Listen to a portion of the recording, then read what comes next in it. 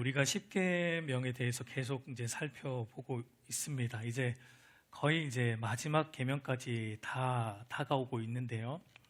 오늘은 이제 구계명, 내 이웃에 대하여 거짓 증거하지 말라라는 계명에 대해 오늘 조금 살펴보고자 합니다. 내 이웃에 대하여 거짓 증거하지 말라. 그러니까 쉽게 말하면 내 이웃에게 뭐 하지 말라는 얘기죠. 거짓말하지 말라. 뭐 이렇게 우리가 이해할 수 있을 것 같은데요.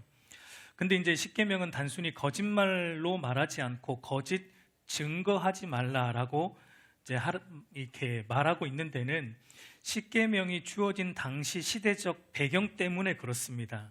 그러니까 십계명이 주어졌던 당시 시대는 고대 사회, 그러니까 그 당시를 우리가 생각해 볼 때 어떤 사람이 잘잘못을 판단하기 위해서는 그때는 무엇이 가장 중요했습니까? 사람의 증언이 가장 중요했어요.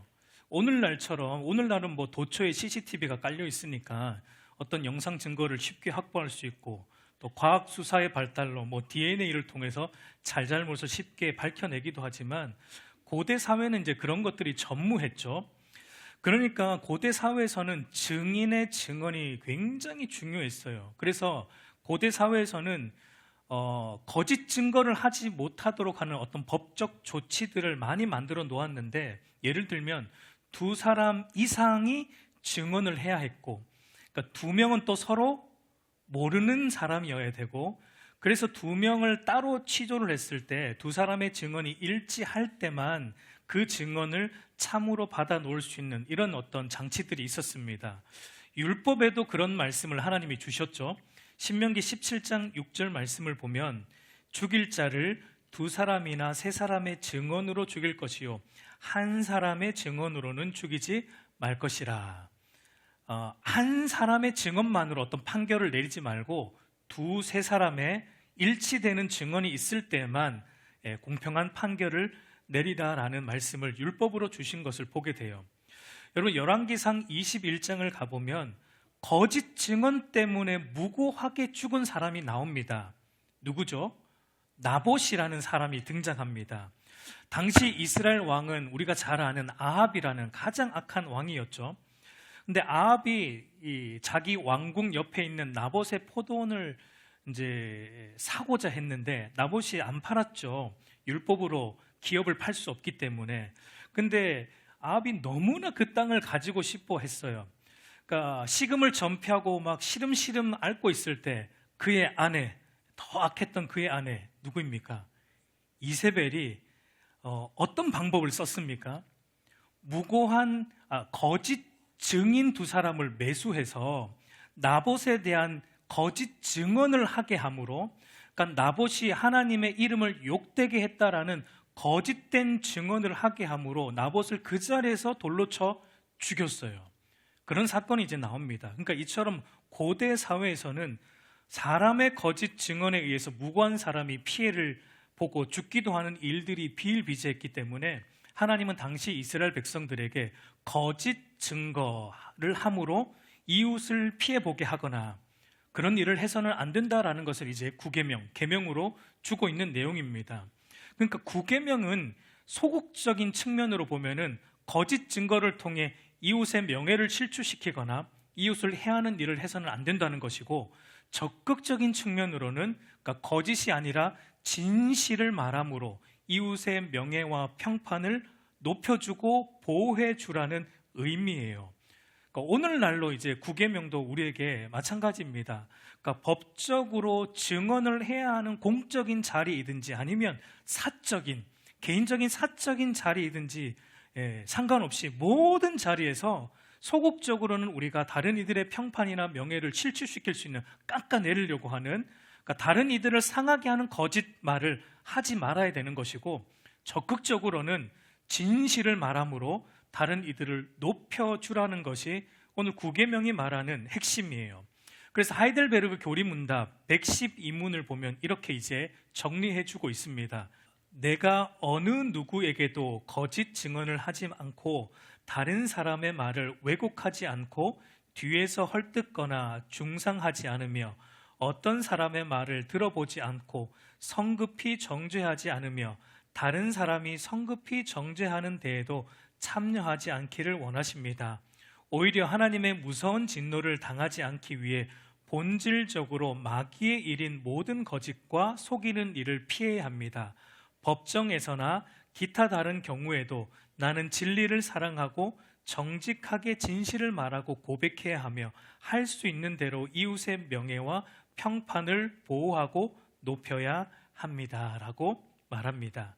그러니까 여기도 보면은 이제 구계명의 소극적인 측면으로 이제 앞부분에서는 다른 이들에 대한 거짓말, 비방, 험담, 중상, 모략 이런 것들을 하지 말라라는 것이고, 뒷부분은 이제 구계명의 적극적인 측면으로 진리를 사랑하고 정직하게 진실을 말함으로 이웃의 명예와 평판을 보호하고 높여줘야 한다라는 것으로 하이델베르그 교리문단도 이렇게 소극적인 부분, 적극적인 부분으로 설명하고 있는 것을 보게 돼요. 먼저 여러분, 우리가 그러면 왜 우리가 거짓말을 하지 않아야 하는가? 왜 남들에 대한 비방과 험담을 우리가 하지 않아야 하는가? 그 이유가 무엇일까요? 단순히 이 거짓말은, 또 비방하는 것은 도덕적으로 나쁜 것이기 때문에, 물론 그것도 맞는 말이죠. 그런데 그것은 여러분, 믿지 않는 자들도 다 생각하는 바입니다. 우리는 믿는 신자로서 더 깊은 의미를 가지고 있어야 되죠. 믿는 신자인 우리가 5계명, 부모를 공경하는 이유가 무엇이죠? 또 믿는 신자인 우리가 6계명인 이웃의 생명을 소중히 여기는 그 이유가 무엇입니까? 그리고 믿는 신자인 우리가 7계명, 다른 이들의 거룩과 순결을 지켜주고 모든 부정함을 버리고자 하는 이유가 무엇입니까? 그 이유가 무엇입니까? 우리는 이 5계명부터 10계명까지 철저히 지키고자 하는 이유가 단순히 도덕적인 가치 때문만은 아니에요. 물론 그것도 있지만 우리 믿는 신자는 그것을 지키고자 하는 더 근본적인 이유는 1계명에서 4계명 때문이에요. 하나님 때문이란 얘기입니다. 하나님께서 모든 만물의 주권자, 최종 권위자이시기 때문에 우리는 그 최종 권위자이신 하나님이 공경하듯이 하나님께서 우리에게 주신 가장 가까운 권위인 부모님 공경하는 겁니다. 그리고 이 사회의 권위자들을 공경하는 거예요. 하나님께서 생명의 근원이시고 하나님께서 인간에게 생명을 주셨기 때문에, 하나님의 형상으로 인간이 지음을 받았기 때문에 우리가 생명을 존중히 여기고 다른 이들을 생명을 아끼고 보호해 주고자 하는 것입니다. 하나님께서 여러분 거룩하세요. 그분은 순결하신 분이죠. 조금도 부정함이 없는 분이에요. 우리가 그분의 백성이기 때문에 우리도 하나님을 미워하는 모든 부정함을 버리고 거룩과 순결을 우리도 추구할 뿐만 아니라 다른 이들의 거룩과 순결을 지키고자 애를 쓰는 것입니다.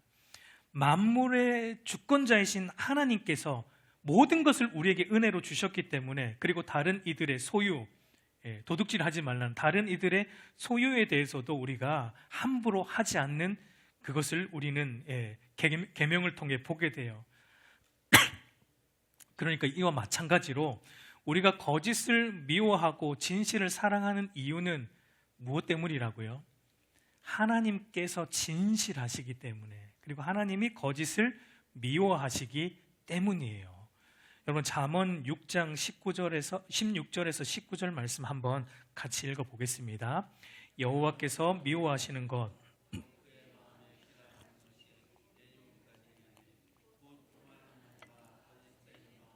무지한 자의 피를 흘리는 손과 악한 계교를 꾀하는 마음과 빨리 악으로 달려가는 발과 거짓을 말하는 망령된 증인과 및 형제 사이를 이간하는 자니라.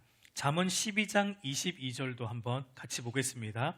거짓 입술은 여호와께 미움을 받아도 진실하게 행하는 자는 그의 기뻐하심을 받느니라.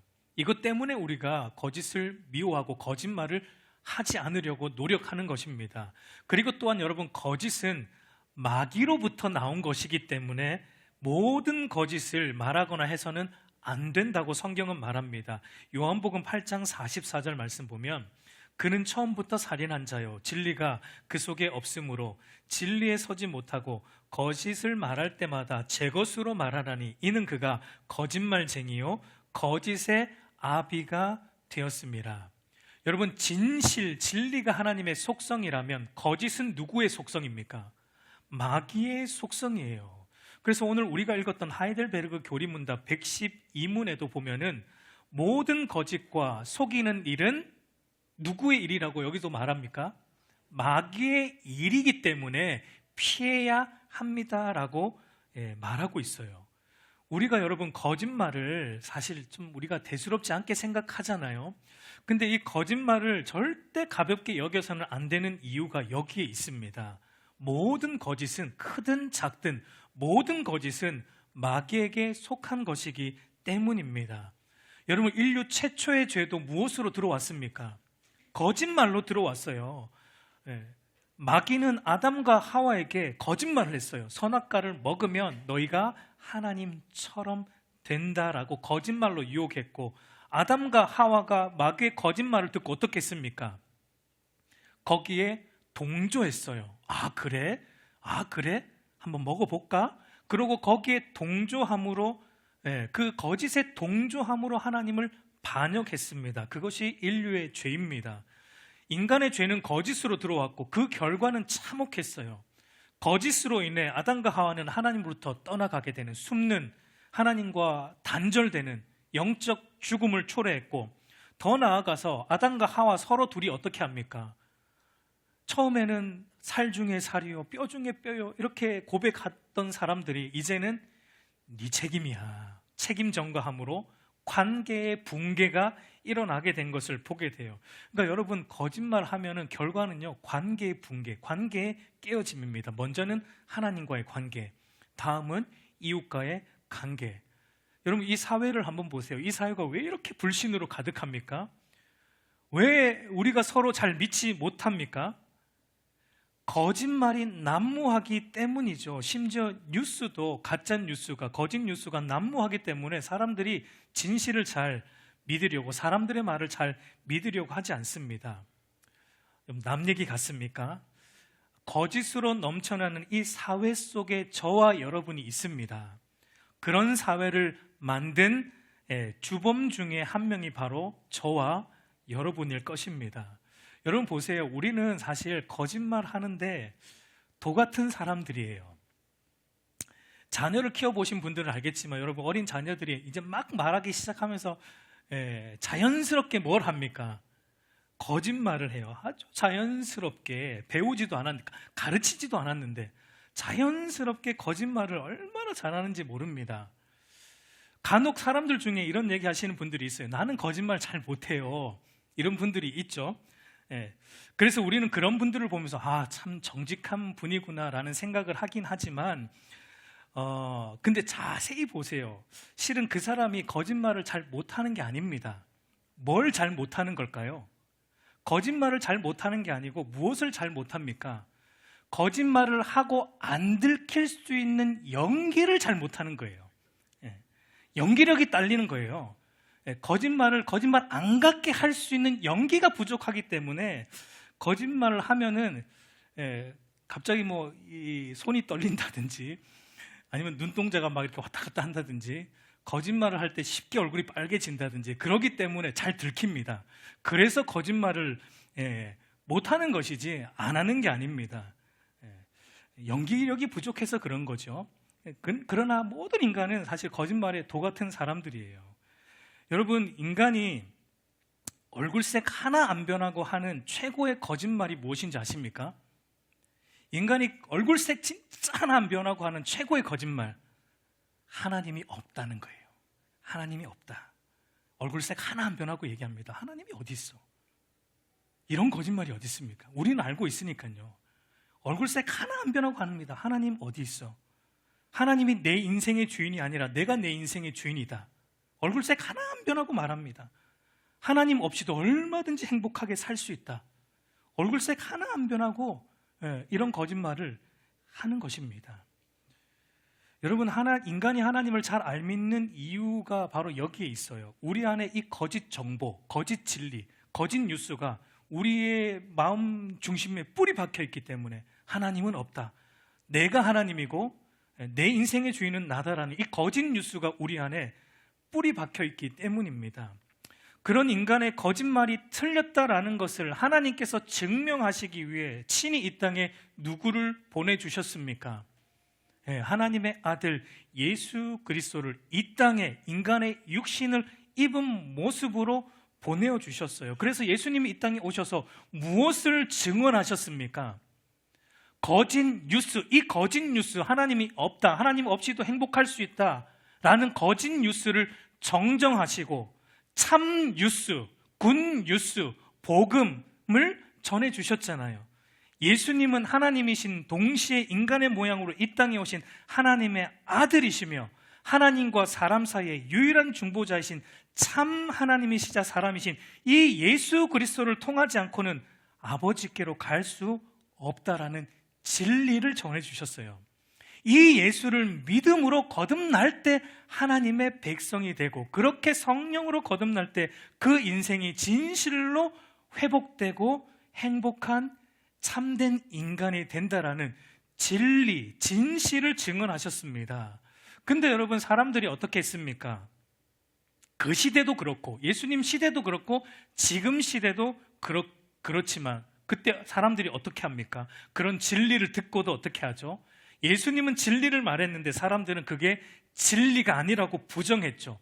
비방했고 중상모략했고 험담했고, 그래서 그분에게 무슨 제목을 씌웠습니까? 신성모독이라는 제목을 씌웠고 반역죄라는 제목을 씌워서 그분을 십자가에 못 박아 죽였습니다. 왜 우리가 여러분 거짓을 미워해야 되고 거짓된 일을 버려야 합니까? 거짓 때문에 예수님께서 십자가에 달리셔야 했기 때문이에요. 하나님 없어도 나는 행복해질 수 있다는 우리 안에 뿌리 박혀있는 이 거짓 진리 때문에 예수님께서 십자가에 달려 죽으심으로 그 거짓을 도말하셨던 것입니다. 그리고 여러분, 예수님은 그렇게 십자가에 죽으시고 부활하시고 승천하시고 우리에게 성령을 보내주심으로 우리에게 무엇을 가져다 주셨어요? 성령을 무슨 영이라 그러죠? 진리의 영이라고 부르잖아요. 진리의 영을 우리 가운데 보내주심으로 우리 안에 거짓 정보를 바로 잡으셨어요. 진실을 우리 안에 주셨어요. 무엇을요? 하나님 없이는 우리는 단 한순간도 살 수 없다라는 그 진리를 주셨습니다. 주는 그리스도시요 살아계신 하나님의 아들이시며 이 예수 그리스도를 통해서만 하나님을 바르게 만날 수 있다라는 진리와 진실을 우리 안에 주셨어요. 이 그리스도 안에서만 참된 행복이 있고 그리스도 안에서만 참된 인생의 의미가 있다라는 진리를 우리 안에 가져다 주신 것입니다. 여러분, 그렇다면 진리의 영이 우리 안에 거하신다면, 거하는 신자라면 당연한 겁니다. 우리가 거짓을 미워하고 진리를 사랑하는 것은 당연한 거예요. 에베소서 5장 8절 9절 말씀 한번 같이 읽겠습니다. 너희가 전에는 어둠이더니 빛의 열매는 모든 착함과 의로움과 진실함에 있느니라. 우리가 어둠의 자녀였는데 이 예수 그리스도 때문에 우리는 빛의 자녀가 되었습니다. 그리고 빛의 자녀로서의 이제 열매를 맺혀내는데 그 열매는 모든 착함과 의로움과 진실함이에요. 진리를 사랑하고 진실을 말하는 자가 되는 것입니다. 그런데 여러분, 왜 여전히 우리는 거짓말을 하고자 합니까? 여러분, 우리가 말하는 모든 거짓말의 동기는 무엇 때문입니까? 내 이익 때문이죠. 이익 때문에. 우리가 언제 거짓말을 잘하는지 한번 보세요. 내가 손해가 올 것 같은 순간의 손해를 피하기 위해서 그래서 이익을 얻기 위해서 그 상황을 거짓말로 잘 둘러대는 경우가 많은 것을 볼 수 있죠. 법정에서 사람들이 왜 위증을 합니까?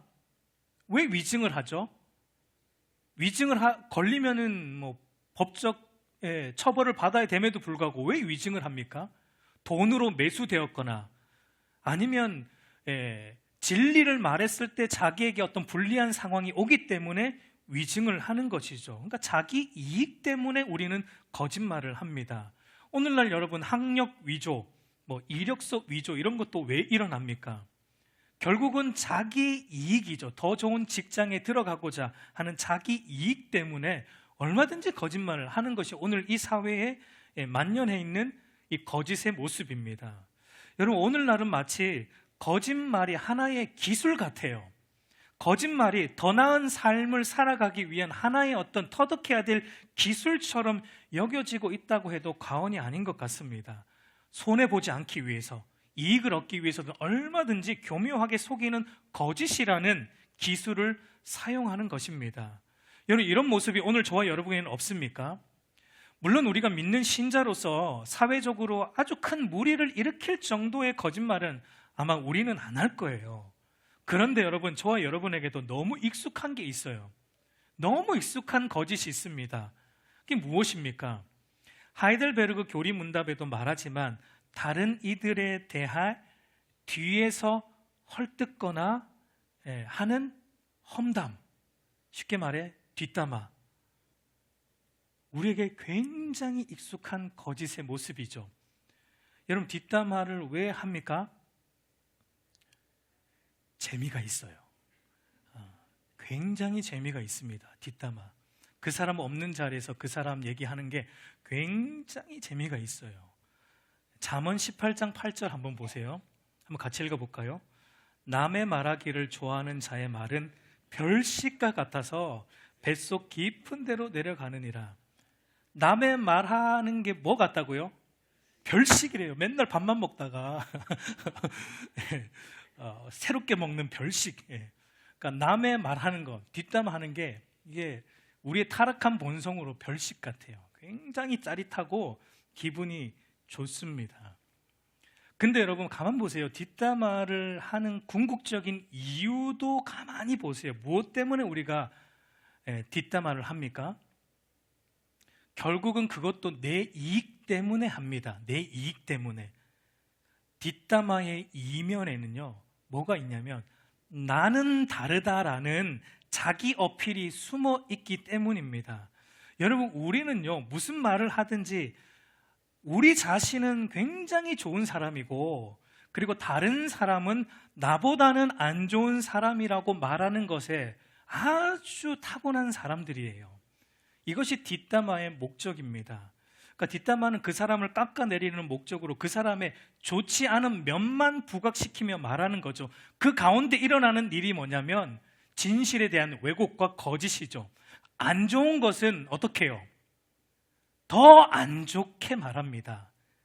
요 정도인데 더 과장해서 안 좋게 말해요. 좋은 것은 어떻게 해요? 좋은 것은 아예 말하지 않거나, 우리는 아예 안 말하죠. 좋은 것은 아예 안 말하거나 아니면 조금 축소해서 아주 조금 요 정도는 괜찮아 이렇게 말하는 게 뒷담화의 모습이에요. 그러니까 이것도 거짓을 사용하는 겁니다. 여러분, 이런 거 하나님이 굉장히 싫어하세요. 사실 저도 좀 찔려요. 죄송합니다. 하나님이 굉장히 미워하는 죄라는 거 우리가 오늘 다시 한번 깊이 깨달아야 돼요. 그리고 여러분, 우리가 뭐 적극적으로 뒷담화 안 하더라도 듣는 것도 하나님은 싫어하세요. 그 자리에 있는 거, 동조하는 것도, 그리고 방관하는 것도 하나님은 굉장히 미워한다라는 것을 우리는 알아야 됩니다. 빌라도가 그랬습니다. 빌라도가, 여러분, 우리가 성경을 보면 빌라도가 말하기를 예수님을 보면서 예수님에겐 죄가 없다, 내가 보기엔 죄가 없다라고 풀어주려고 했습니다. 근데 왜 빌라도가 예수님을 풀어주지 않고 사형 선고를 언도합니까? 유대인들의 거짓 조소를 듣고 동조했기 때문이죠. 듣고 방관해서 결국은 자기 손으로 사형 선고를 내렸습니다. 빌라도는 예수님에게 죄가 없다는 것을 보았지만, 그러나 유대인들이 전하는 거짓 조소를 듣고 방관함으로 선고를 내림으로 지금 계속 사도신경에서 지금 이름이 거론되고 있는 인물로 낙인이 찍힌 것입니다. 그러니까 방관하는 것도요, 하나님은 싫어한다라는 것을 말하고 있습니다. 여러분, 주의해야 됩니다. 우리가 성도가 교제할 때 그 자리에 없는 성도에 대한 이야기가 그 성도를 돕고 사랑하기 위한 것이 아니라 그 성도를 비방하고 깎아내리는 의도로 하는 것이라면 멈춰야 돼요. 하나님 그건 너무 미워하신다는 죄라는 것을 우리가 기억해야 됩니다. 그래서 필립 라이큰이라는 신학자는 이렇게 말을 하고 있습니다. 우리 한번 같이 읽어보겠습니다. 우리가 다른 사람의 죄에 대하여 이야기할 수 있는 유일한 시간은 그들에게 영적인 도움을 주는 것이 우리에게 하나님이 주신 책임일 때이다. 예를 들면 권징을 할 때라든지 이럴 때에는 그들의 신앙의 유익을 위해서 해야 될 때 아니면은, 그런 목적이 아니라면은 어떠한 경우라도 아무리 잘 포장한다 할지라도 그것은 하나님이 기뻐하지 않는 험담이다라는 것을 우리는 알아야 돼요. 여러분, 앞에서 우리가 배웠던 살인이나 도둑질 같은 것, 간음 같은 건 우리의 행동으로 짓는 이웃을 해하는 것이라면, 거짓은 여러분 우리의 입술, 우리의 혀로 하는 것입니다. 그래서 여러분, 우리 신자들은 이 입을 굉장히 조심해야 됩니다. 잠언 18장 21절 이렇게 말합니다. 죽고 사는 것이 혀의 힘에 달렸나니 혀를 쓰기 좋아하는 자는 혀의 열매를 먹으리라. 여러분, 말에는 힘이 있어요. 한국 속담에도 말 한마디로 천냥빛을 갚는다라는 말이 있듯이, 말을 어떻게 하느냐에 따라서 사람을 살리기도 하고 죽이기도 한다라는 것을 우리는 늘 생각해야 돼요. 저희 아내가 이제 잘 때 하는 행동 중에 하나가 다리를 자꾸 저한테 이렇게 한쪽 걸쳐 올리는 겁니다. 올려 잠이 잘 온다 그러더라고요. 그때 제가 말을 조심해야 되는데 저도 모르게 본능적으로 여보 무거워 금기어가 튀어나와요. 그때 이제 저의 옆에 있던 요한이가, 같이 자거든요. 요한이가 이런 말을 합니다. 아빠, 그 말은 엄마에게는 절대 해서 안 되는 금기어인데 엄마 다리가 뭐가 무거워. 그러니까 저는 말 한마디로 지금 천냥빛을 비쳤고 요한이는 말 한마디로 천냥빛을 갚았어요. 말이 이렇게 중요한 겁니다. 여러분, 야고보 사도가 이 말의 힘에 대해 묘사한 것 보면은 굉장히 충격적이기까지 한 것을 보게 되는데, 야고보서 3장 5절에서 8절 우리 한번, 조금 길지만 한번 같이 읽어보도록 하겠습니다. 이와 같이 혀도 작은 지체로 돼 큰 것을 자랑하도다. 보라, 얼마나 작은 불이 얼마나 많은 나무를 태우는가. 혀는 곧 불이요 불의 세계라. 혀는 우리 지체 중에 온몸을 더럽히고 삶의 수레바퀴를 불사르나니 그 사르는 것이 지옥불에서 나느니라. 여러 종류의 짐승과 새와 벌레와 바다의 생물은 다 사람이 길들일 수 있고 길들여 왔거니와 혀는 능히 길들일 사람이 없나니 쉬지 아니하는 악이요 죽이는 독이 가득한 것이라. 여러분, 이처럼 말이 가진 힘, 이 혀가 가진 힘은 상상을 초월한다라고 야고보 사도가 말하고 있는 거예요. 그런데 여러분, 악한 말은 더더욱 치명적이다라는 것을 기억해야 됩니다. 나봇 사건을 통해 보지만 상대에 대한 이 거짓 비방, 근거 없는 비방, 확인되지 않는 비방, 그 사람의 삶을 철저히 망가뜨릴 수도 있고 그 사람의 생명도 빼앗을 수 있다는 것, 우리는 조심해야 돼요. 여러분, 오늘날 인터넷 또 악플 이런 것 때문에 연예인들도 보면 악플 때문에 자살하거나 죽는 경우들이 많잖아요. 여러분, 이런 것도 다 이런 거짓 증거에 들어가는 거예요. 그러니까 본인은 편하게 앉아서 손가락으로 이렇게 몇 번 눌렀지만, 그러나 그것이 그 사람에게는 치명적으로 와닿은 겁니다. 그 사람을 죽는 자리까지 내몬 살인죄를 지은 것과 똑같은 거라고 성경은 우리에게 말하고 있습니다. 조심해야 됩니다. 그래서 여러분, 우리가 소극적으로는 다른 이들에 대한 거짓말, 그리고 근거 없는 비방, 험담, 이런 것들을 우리가 절대 하지 말아야 됩니다. 그리고 적극적으로는 우리는 진리를 사랑하고 진실만을 말하려고 애써야 돼요. 진실만을 말하셔야 돼요. 진실이 무엇입니까, 여러분? 진실이 무엇입니까? 우리가 늘 말하려고 애써야 되는 진실이 무엇입니까? 진실은 말씀이에요. 성경이 진실이에요. 그러니까 우리는 이 성경을 말하려고 애써야 돼요. 성경이 아닌 다른 것 말하면 항상 이상한 데로 빠지게 되어 있습니다. 그러니까 여러분, 우리가 삶의 자리에서 여러분들이 다른 이들과 교제하거나 성도의 교제든 아니면 세상 사람들과 교제에서도 연예인 얘기, 이 사회 정치 돌아가는 얘기, 그거 하면 전부 삼천포로 빠집니다. 결국은 해보셔서 알죠. 전부 이상한 데로 빠지고 결국은 씹는 데로 빠지잖아요. 대통령 씹고 정치인 씹고. 그건 멈추라는 겁니다, 여러분. 멈추라는 거예요. 기도해 주세요. 기도해 주세요. 모였을 때 진리를 말씀하세요. 성경을 나누세요. 말씀을 서로 나누세요. 이것만이 우리를 살리는 것입니다. 이것만이 우리를 더 유익되게 하는 거예요. 성경 말씀 아닌 다른 모든 것들은 우리를 전혀 유익되게 못합니다. 성경, 진리를 말해야 되는 것입니다. 여러분, 이 세상은 우리에게 적당한 거짓은 필요하다라고 세상은 말합니다. 그래야지 돈도 잘 벌고 잘 살 수 있다. 우리가 비즈니스 해보면은 사실은 그게 좀 피부로 와닿죠. 큰 거짓말은 아니지만 적당하게 거짓말을 해야지 뭔가 좀 잘 살 수 있는 사회 구조가 오늘날 우리 한국 사회 구조지만, 여러분 그러나 기억하십시오. 저와 여러분은 거짓을 떠나 진실된 삶의 구원으로 부름을 받은 거룩하고 진실한 하나님의 백성이라는 사실을 여러분 늘 기억하시고 잊지 않기를 바랍니다. 그리스도인은 여러분 하나님의 거룩과 진실의 옷을 입고 사는 자라는 것을 잊어서는 안 됩니다. 세상에 많은 유니폼들이 있어요. 군인은 이제 군복을 입을 겁니다. 그러면 여러분 군복을 입으면 군인답게 행동해야 되는 거예요. 의사라면 의사 가운을 입겠죠. 그러면 그 가운을 걸쳤으면 사람을 살려야 되는 거예요. 의사답게 행동해야 되는 거예요. 우리에게 걸쳐진 옷은 우리의 옷이 아닙니다. 그리스도의 의의 옷이고 거룩의 옷이고 진실의 옷이에요. 우리는 그리스도의 옷을 입은 신자라는 것을 여러분 결코 잊어서는 안 됩니다. 신자답게 거룩과 진실을 말하는 자들로 살아야 되는 것입니다. 우리 사랑하는 성도 여러분, 이제 말씀을 맺겠습니다. 거룩과 정직과 진실로 살아가면 여러분 분명 세상에서는 손해볼 겁니다. 손해볼 수 있어요. 예수님의 삶이 그러했습니다. 여러분, 예수님이 이 땅에 오셔서 진실을 말하신 결과가 어떻게 되셨어요? 죽는 거였습니다. 십자가에 죽는 거였어요. 진실을 말했기 때문에 예수님이 죽으셨어요. 그러나 여러분 거기서 끝이 아니다는 걸 기억하세요. 예수님이 진실을 말함으로 죽으셨지만 어떻게 하셨어요? 부활하심으로 거짓의 아비인 마귀의 머리를 깨트리시고 승리를 하셨다라는 것을 기억하십시오.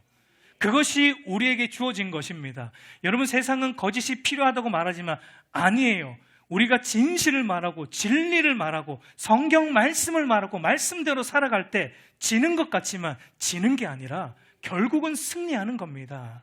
결국은 이기는 거예요. 예수님의 이김이 우리에게 있기 때문에 우리도 이기는 거예요. 당장 손해본다고 여러분 거짓하지 마세요. 당장 이득 얻는다고 그 거짓에 동참하지 마십시오. 진리가 결국은 승리하고 진리가 최종 깃발, 승리 깃발을 꽂게 되는 것입니다. 그러므로 여러분, 거짓과 악은 모든 모양이라도 버리세요. 저도 노력하겠습니다. 여러분, 거짓과 악은 이제부터 여러분 모든 모양조차도 버리는 저와 여러분들이 되기를 바라요. 흉내도 내지 않는 자들이 되길 바랍니다. 그리고 진실하신 그리스도의 제자로 거짓을 버리고 진실과 진리만을 말하며 전하는 그리스도의 제자로 사는 은혜가 저와 여러분에게 있기를 우리 주님의 이름으로 축복합니다.